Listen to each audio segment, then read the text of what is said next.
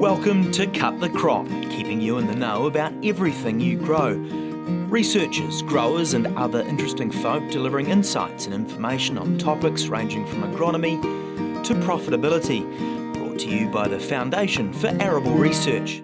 I am extremely humbled and very privileged today to have Andy Cato here visiting us from the UK.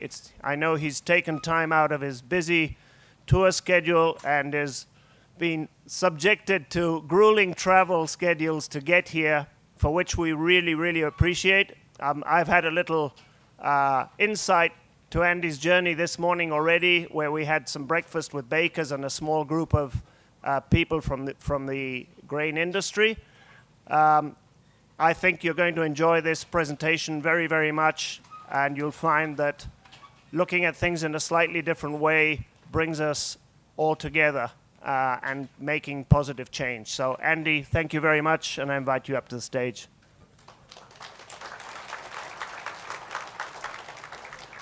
So two caveats before I start. One is, Ivan just referred to it, but we've been through 6 time zones in as many days. I don't know what time of day it is, so it might not be as coherent as sometimes it is. I'll probably refer to my notes a bit more than I normally do, but hopefully it makes some sort of sense.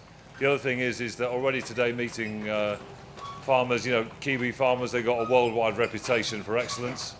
I'm always slightly intimidated talking to farmers anyway, given that I came into this late in life. So talking to you is double that.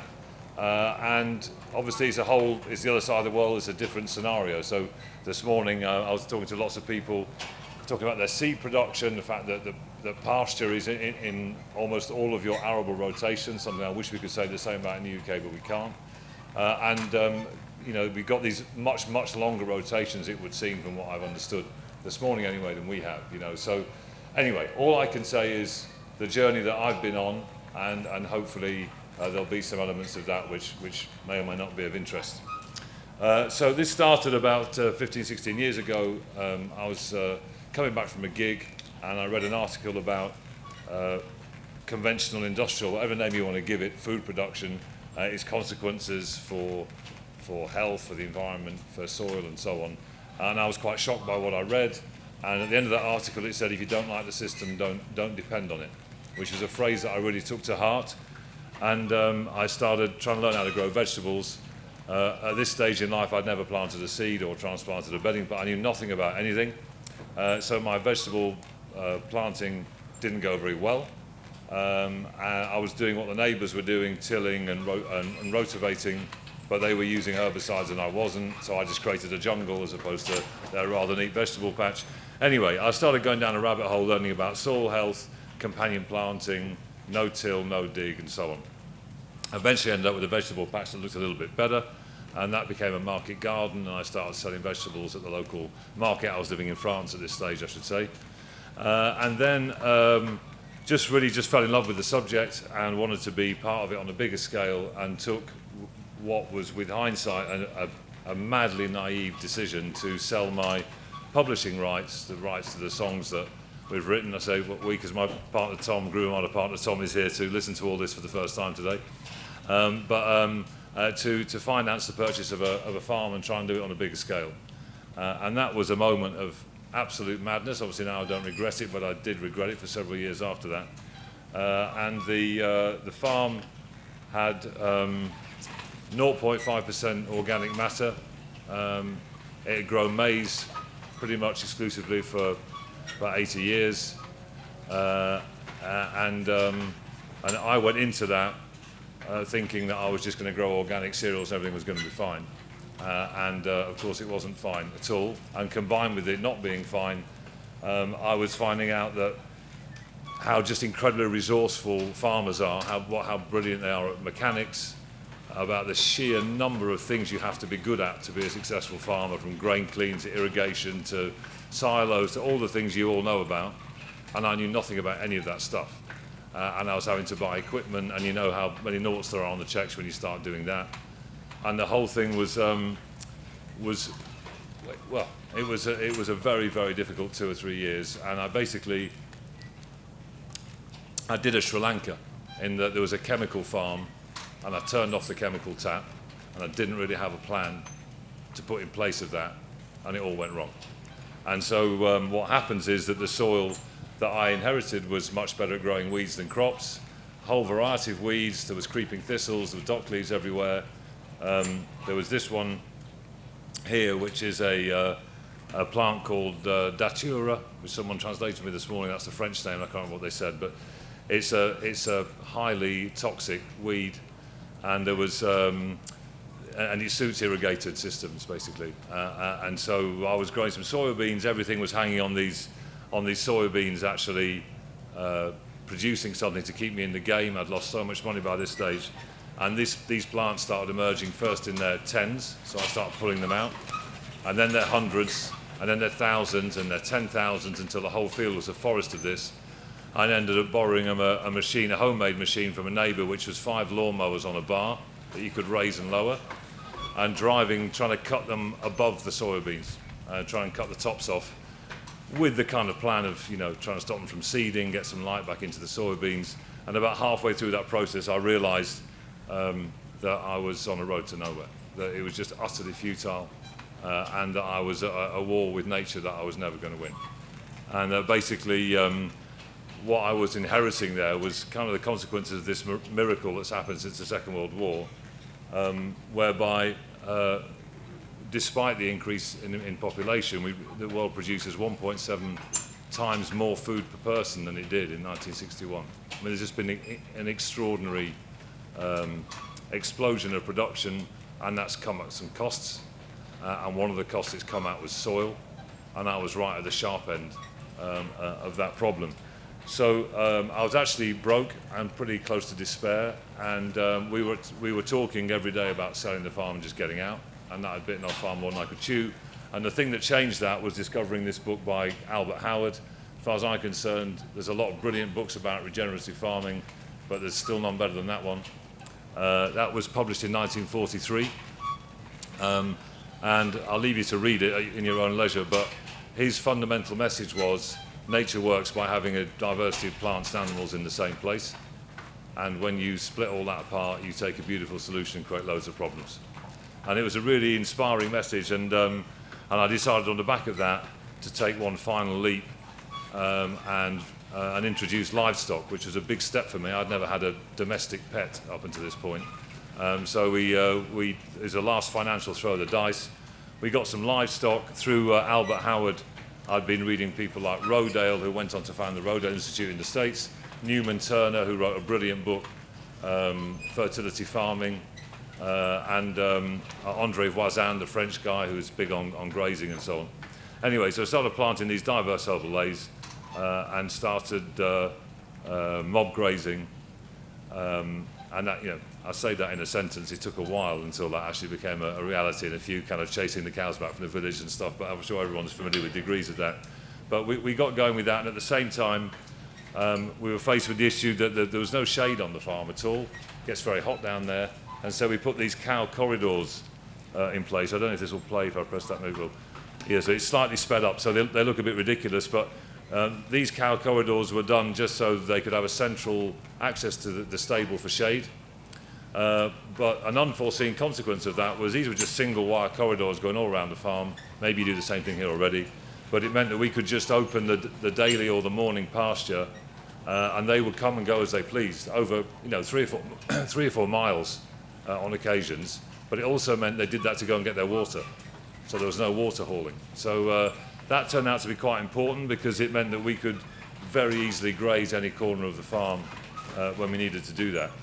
So we started doing mob grazing around an area of the farm, and then I mentioned before Rodale, who was Albert Howard's mate, and he went to America and founded the Composting Club, which is now the Rodale Institute, and they're doing a lot of work on organic no-till. And they had a guy there called Jeff Moyer, who was pioneering this crimper roller thing, and they were basically planting maize into rolled down vetch and soya into rolled down rye. So I started doing the same thing. Again, it took a while to get it going, but it was a system that showed great promise. This is, I don't know how much you can see of that, but this is vetch into, maize into a rolled vetch crop, and this is soybeans into a rolled rye crop. From that, I was inspired to start trying things like frost-sensitive cover crops, tried various ones. Buckwheat was my favourite. So this is a crop of barley that was drilled into the top right-hand buckwheat residue. Actually, it was after a buckwheat harvest. It was just a regrowth.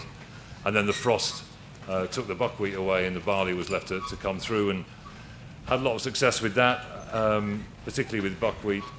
And then just actually quite close to where I've ended up was trying to grow different things together. So this was rye and oats and clover, my idea being to try and fill the field with what I did want rather than leave space for what I didn't want. And so all of that led me to think that maybe not a permanent no-till, organic no-till system, but maybe it could be 2 or 3 years without tillage, going between those different approaches. And the thing that was holding me back was the wheelings from the tractors, trailers, combines, and so on. I had still very low organic matter, very heavy clay, very susceptible to compaction, and so that's what led to another slightly mad chapter, which I won't dwell on because it's not particularly relevant for today, but to try and farm with horses. And so we went to see the Amish in Pennsylvania. Again, I'd never ridden a horse in my life, but my colleague at the farm, he knew a lot about horses. We went to see the Amish and we came back convinced that we could do this. And so we ended up getting that going and became, a fairly sizable horse-drawn cereal farm for a while. But the reason why I mentioned that, and we were using GPS with the horses as well, and I'm definitely having that as a world first. But the reason I mention this really is that an interesting aspect of it was not having a lot of power. And because you haven't got a lot of power, you have to try and think of other ways of doing stuff. And so this was a cover crop of vetch that previously we would have rolled and then drilled through it. But there's no way we could pull a direct drill capable of doing that with the horses.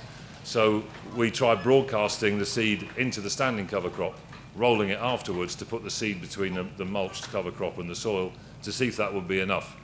And it was buckwheat that we drilled like that. So you can see it's grown up through the vetch mulch, and that was how the field looks in the end. It's not a perfect stand, but there's a tiny amount of energy gone into that field. So the horses forced on us certain things, and the big role that they played in where this journey went later was when it came back to the pasture. I was just struck by how quickly, this is purely visual, I wasn't saying things to laboratories unfortunately, but on a purely visual level, how quickly more quickly the soil was repairing itself where the pasture was compared to where I was doing all of my mulched cover crops. And it was in these pastures where I first had a kind of epiphany of the disappearance of weeds, and I'd read about weeds as indicators and how if you change the soil conditions they'll disappear. It's great, but when you're standing in a forest of that datura weed or creeping thistle, whatever, it sounds a bit utopian. And in these pasture fields where that datura was and where the creeping thistle were, within a year of mob grazing through that, it's just gone. It was incredible. And now I sort of think more about the fact that, we accept the fact that where the manure pile was, there'll be some nettles. We accept much more easily that weeds appear because of certain things. So it's kind of logical that they disappear for the same reasons. But actually seeing that was an absolute breakthrough moment for me, which really kind of gave me faith in biology to solve a lot of problems. Because the soil was recovering better where the pastures were, and because we had the horses, which meant that whilst it would have been feasible to plough, it would have taken a very long time, and the Amish do it, but I wasn't quite up to that. And so what I was going to do was a standard organic thing of 3 or 4 years of grass, turn it over, a couple of years of cereals and back again. And I didn't want to do that because it looked so nice where the pastures were. It was this fragile life that was just coming back. I could have borrowed a tractor, but the horses put a brake on it as well because of power requirements. And so I decided to try pasture cropping. Obviously Googled it, and Colin Zeiss is who comes up. The critical difference being that his pastures are dormant during that stage of growth, the critical stage of growth, and I didn't have that. But what we did have were local French paysan boulanger, which is a farmer-baker tradition, which still are quite present down the southwest, and a lot of them are still using older wheat varieties, taller wheat varieties. So I thought that if I sowed it into the pasture, it would just stay above the grass. or it might. And what happened was it looked good in the autumn and terrible in the spring. And I could show you multiple versions of that spring photo. But what changed the game there was getting back to the grazing of cereals and grazing them really tight right up to growth stage 31. And what we found there was that with taller wheats and doing that, we could create a situation where the wheat would get ahead. So you can see there's unsown and sown pasture there, and it stayed ahead. And so you can see there that the wheat's growing with this quite significant pasture understory. The risk there, of course, is any lodging, and it's game over.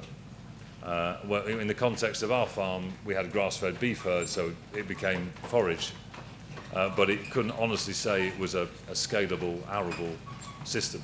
But at that time, I wasn't thinking about scalable, arable systems. I was just trying to make the farm work economically, and I was faced with the problem of value. So I had all these lovely grains, high nutritional content, growing in these lovely ecosystems, but no one places any value on that. And coming into the food system from the outside, it was just weird that the only measure was tons, not quality. And so that was forced me into adding value by initially trying to make flour.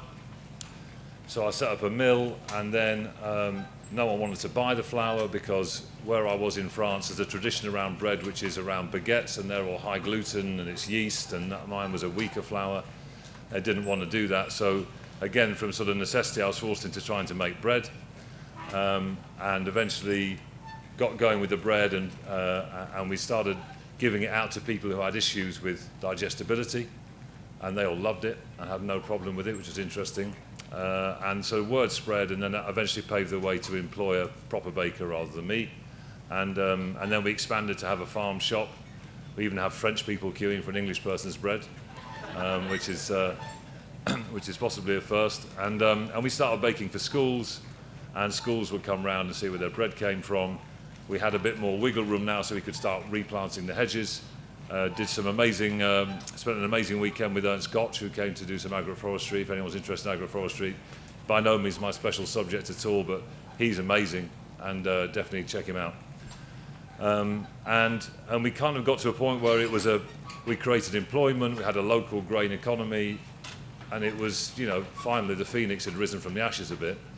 And then the next chapter started when my friends Ed and George, co-founders in Wildfarmed, they came over to visit. They'd been following what I've been up to. And the problem was that when we zoomed out from my 100-hectare postage stamp, a lot of the land down in that bit of France looks like that. And I don't know how much you can see of that, but it's not pretty. And a very low organic matter. You can see the bedrocks coming through. That's a field of rape that hasn't germinated. Whereas the last vestige of the forest there that's been left there for whatever reason is probably finding about 10,000 litres of water a day. We can't even germinate cabbage seed, so it's a pretty dire state of affairs. And an example of that, I don't know how much this will come through on the projector here, but at the end of our drive, there was a farmer who'd got a bit of garden back from the neighbour, and he'd incorporated that into a field, and he planted his buckwheat. And I don't know if you can see it, but there's a pretty straight line of fertility down the screen of the stuff that's been planted into the garden and the stuff that's been a field for a while. That's the stuff planted in the garden, and if you go up the hill, it gets worse and worse until at the top, it's not only the buckwheat that's not growing, it's that nothing's growing at all. So it's real-time desertification. And so a lot of these farming neighbours were obviously friends of mine by now. There was a great solidarity amongst the community, whatever your approach was to growing, which I'm sure you share over here. And so we were just thinking, how can we help these farmers to change? And there are huge financial barriers and cultural barriers and all the barriers that we know about. And so that what led to the birth of Wildfarmed was to try and help that process. And part of that was agricultural, and part of that is consumer awareness. And on the agricultural side, at the time, I was really wedded to this idea of, call it pasture cropping, or growing wheat with perennials, whatever you want to call it. And so the first thing was to find a tractor version of doing that job that minimises the risk. So effectively, we put together this strip-till system, which created 2 rows of wheat. It was actually on maize spacing, so 75 centimetre centres, and a fairly lethal version 1 inter-row mower to control the grass between the wheat rows.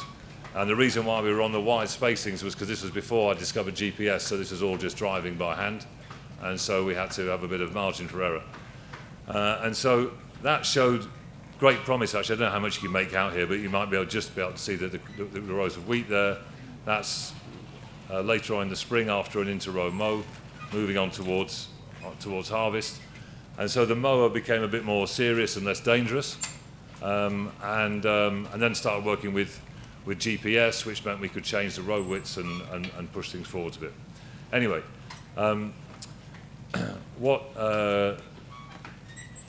what became, well, there's a sort of dual thing. One was thanks to Nicole Masters and Christine Jones, and the other one was from some hard yards of experience where we started working on a farm in the UK and tried doing this into a pasture of sort of mainly brome and couch grass. You call it couch grass over here? Maybe they call it something else, but anyways, yeah, we know what I mean. And my plan being that this had worked in such terrible soil in France that there'd be enough for the wheat to get away, and we'd introduce diversity into the inter-rows over time. And it got off to quite a promising start, as you can see, but after a very cold, a very wet winter and a very cold spring, there was no soil biology. This was in an organic context, so there's nothing I could do about that, really. It all went horribly, horribly backwards. And about that time, I'd started listening to a lot of Christine Jones and Nicole Masters, and just learning about the power of plant diversity. This is a photo from Christine Jones, in fact, which is a monoculture of triticale in the foreground, and the same crop sown with companion plants from different plant families in the background. And the monocultures died during a drought, and you can see the resilience of what's happened behind it. And what that reframed for me was that when I was looking at those pastures and thinking how much better they looked than my crimper-rolled monocultures, I thought at the time it was perennial versus annual. But actually, I came to the conclusion after this that it's all about the diversity of plant families, which is what Albert Howard was saying in the first place, it's just that I hadn't paid enough attention. And so that really reframed the idea of pasture cropping. Was actually that inter-row mower is just a way of managing different plant families in the same field. So getting diversity in the field rather than around it, or as just as part of the rotation. And actually doing that into a pure stand of ryegrass is absolutely pointless, as I discovered the hard way, but now sort of had the understanding from Christine Jones and Nicole Masters why that was. Similarly, as we've been trying to work with more and more farmers, it became clear that the inter-row mow was an ongoing prototype. It's kind of got there now, but it wasn't there then. And so we needed easier ways to get this thing going. And so the Wildfarmed thing kind of mutated from these two, the Christine Jones information and the hard yards. It mutated into a farming system based on diversity, in-field diversity. And there's different levels of complexity of that, and a lot of our growers who are now working with will start with a wheat and bean bicrop. At about that time, when we started doing that, it became clear that I had to go back to the UK to try and build this community. So we moved back from France and took over a National Trust farm where I've now got a 20-year lease. And so from that, we framed the Wildfarmed growing community with a set of protocols. And the protocols were no monocultures, minimize bare earth, no pesticides, no herbicides, no fungicides. And for any farmers that adopt those protocols, then that comes with agronomy support and a price premium. And then we try and turn that into flour and tell that story to consumers and make the link between food choices and farming. So as this develops, bicrops are a really easy way in. We've now started to try and add those plant families in, that extra bit of diversity, so we're working on polycrop combinations. This is the development of a barley, pea and rape polycrop. I'm sure you've got examples of these over here as well. But it's just really fascinating how resilient these are, and how this was on a sandy field in a drought year, at what was going to be the end of the fertility cycle when I took over the farm. And there was, it was just drilled and left alone, and the rapeseed was free of flea beetle, which is a real curse of rapeseed in the UK. and there was about 5.5 tons that came out of it of the 3 different species. So there's definitely something in replicating these natural systems of plant diversity on an infield basis. I've continued to work on the inter-row mower. As you can see, we've now moved on to narrower row spacings, which GPS allowed us to do. And my intentions with that were perennial plants between the rows, the pasture between the rows, and being able to manage that through grazing, and then with the mower when the grazing period is finished from growth stage 31 onwards. Actually, some of the people, because there's been various versions of this mower built now for our growers, some are using it completely differently. Some people are finding that, for example, sowing their cover crops after harvest, they never quite have the time to get the impact that they want out of those cover crops. And so they're sowing their cover crops much earlier in the season between the rows, managing them with the mower, so that after harvest they can really get away and do their thing. So there's a suite of options for growers who want to get involved about how they want to bring diversity into the field and how complex or simple they want to keep that. We're also trying to get into this idea of nutrition based on need. I'm a big fan of John Kemp. If anyone wants to listen to his podcast will know that he doesn't go many minutes without mentioning a SAP test. So we give all of our growers access to free SAP tests and really just try and get this observation thing going where we're just making sure that we're managing nutrition for balance and avoiding excess. This one was one of our growers who wanted to put some chicken manure ahead of his spring wheat crop, and the contractor put it on the wrong field, and he was anxious about not having enough N, and he wanted permission to put some leftover N that he had in his shed. And we said, asked him to do a SAP test first, or plant the crop first, and let's see what's needed. And he did a SAP test of the good bit and a SAP test of the part of the field that wasn't looking so good. And actually what both showed was an excess of N. There were other things that were deficient. So just trying to get to nutrition management that's based on need rather than assumption. And similarly, there's a fantastic app called Soil Mentor. I think Nicole Masters is in association with this now. It's just very simple tests for measuring soil health that anyone can do, and it's very free and easy, and farmers do it themselves. And it helps you to build up an observational habit, which certainly is not something that I've been particularly strong at. So I'm trying to follow my own recommendations on this and do that. And again, it's all part of just trying to get back to farming based on observation. And so what we're finding now is on our WhatsApp group, these lovely messages such as this one, which you probably can't read, but is a photo of a wheat and bean bicrop from one of our farmers who've been very conventional up until this point, and said he would never consider growing an arable crop without herbicide or fungicide, but this crop is blowing my mind, which is something that I'm going to keep framed on the wall, because there's the kind of messages that make it all worthwhile. What we're trying to do is open the door to system change. And so recently we've had farmers who've done a few fields with us, and they're now changing the system of their whole farm, not with us, but just to a biology-based regenerative system, which is the purpose of the whole thing. You can see that one of the protocols was no herbicides. I think no fungicides, insecticides probably less controversial. Herbicides probably a bit more controversial, and there is obviously a compromise between herbicides and tillage. And one of the reasons that we've decided to go down this route is the commercial reality, and that we'll come with this in a minute, but we're trying to go to the high street and tell quite a complicated story about soil health in a very, very noisy world, and try and compete with food which is artificially cheap, and it's very hard. And so what that requires is a bit of some clear lines. And so if you're saying to people the word side, as in suicide, means death, we're trying to bring things back to life. You you need these ways of communicating which are easy. So we've gone for in the herbicide tillage compromise, we've gone for the tillage option. And there are, personally, I don't want to get into anti-messaging, because I don't think anti-messages serve any real purpose. But personally, I don't want to build a future around glyphosate. Some of the things that I read about it don't sit very well. And when it biodegrades, what it biodegrades down to is actually just as toxic as how it starts, and there's long shelf lives. And there are issues around there which, as far as I'm concerned, are yet to be resolved.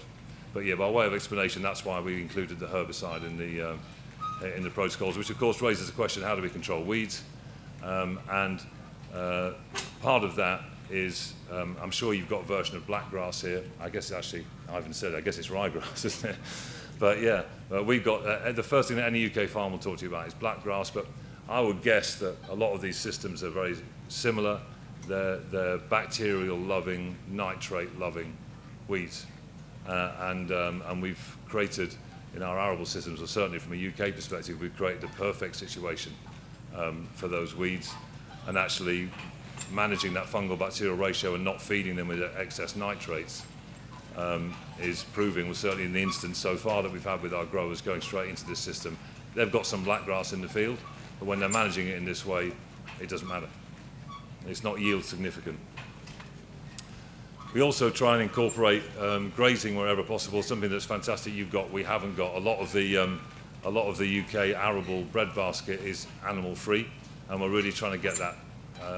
We're trying to do whatever we can to turn that around, encourage people to use flying herds, get their own herds, work with young shepherds who want to get into farming but have got no land, see if they can provide a service to our growers to reincorporate animals back into arable again. And this was just an example. This is the dog test as to how much vegetative growth has been on a cover crop. Just before I left, it's just an example of the things that we're working on all the time. So this was a direct drilled cover crop into a wheat stubble at the end of August, so basically straight after combining. And this was one that was sown, it's the same dog, this was sown about 5 weeks later into a field that had been cultivated, but shallow, about 3 inches. And normally, when planting cover crops after harvest, every day is critical, absolutely critical, trying to get anything meaningful out of it. But here we are 5 weeks later, after a shallow cultivation, and with such an obviously different stand of plants. So there's lots of questions around there. Now, obviously, I've mineralized nutrients, I've damaged the fungal network in the soil by doing my shallow cultivation, but has that been offset by the fact that we've now got all this photosynthesis going on that's not going on in the other field? There's questions around this, and a lot of the literature that I can find anyway, which comparing, for example, tillage and no tillage, is talking about full inversion tillage every year in monocultures. But actually, what about biodiverse systems that are either shallow, or in the case of, for example, Patrick Holden, who's a great organic farmer in the UK, he's been plough-based for 50 years, but in a highly biologically diverse system, an organic system, occasional ploughing, and his soil has demonstrably got better, and his organic matter has got better. So these are nuanced questions that we're really trying to work as a community to find answers to, and work with researchers to get answers to. So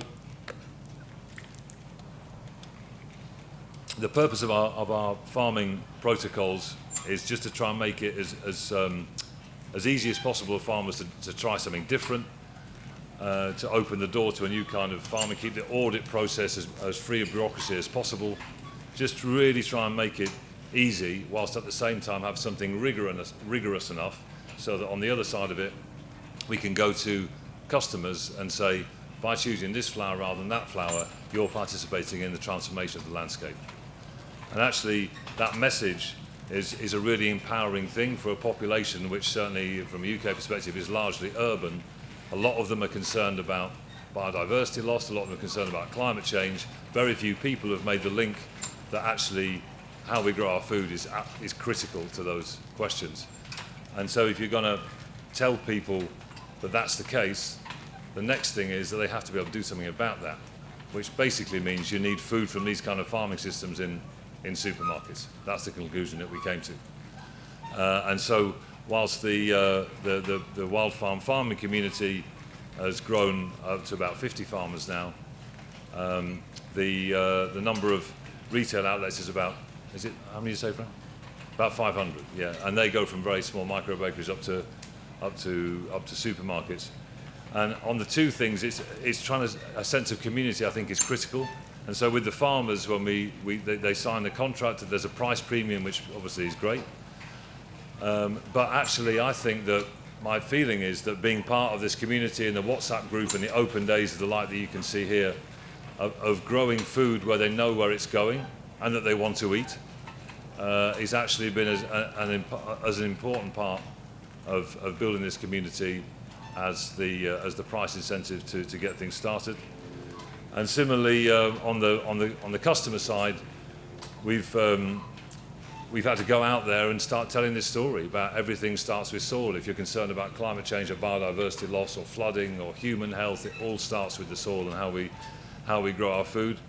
And so we spent thousands of hours trying to digest this down into really simple slogans, because we live in a world, unfortunately, of very simple slogans, and you've got to just get people over the line. And then if they want to go deeper, they can go deeper.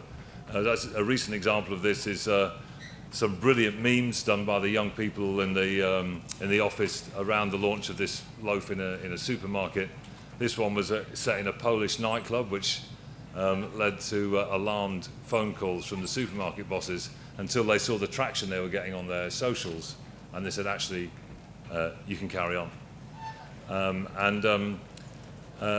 So this really, for us, getting into this supermarket, creating basically a high street outlet for food which comes from functioning ecosystems, is hopefully a door which will then be used by other people to come and do similar projects behind us. We're doing a lot of school work, mainly in London at the moment, but hopefully we can expand from that.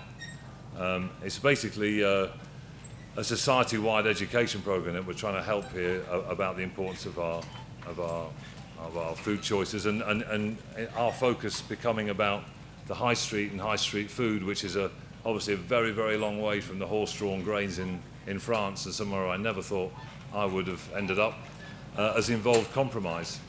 And one of the compromises is that right at the beginning, and I have to credit you with this, but right at the beginning I said the quote that got me started was, if you don't like the system, don't depend on it. Well, actually, we are now depending on large elements of that system, because we've accepted land ownership as it is, and there's obviously the whole question, certainly in the UK, around the rights and wrongs of land ownership and the fact that farmland is utterly unaffordable if you actually want to farm. We've accepted the distribution network as it is, because we're trying to get into supermarkets and high street food chains. And the reason why we've done that is because as we got deeper into this, we realised that there's a danger that you say, I can't solve everything, so I'm going to solve nothing. And actually, what we can try and do is improve the soil and the ecosystems of the land on which the staple crops of the UK are grown on. And if we're just going to focus on that, and someone else can focus on the other stuff. So as you go into these things, it requires compromise, and other people are going to have different versions of this, like the local grain network we were speaking to this morning is much closer to how I began in France, but they're just all versions of the same thing. And the more people are going into supermarkets aware of why their food choices matter, the more the people are going to seek out these local grain networks. And it's just a self-reinforcing community.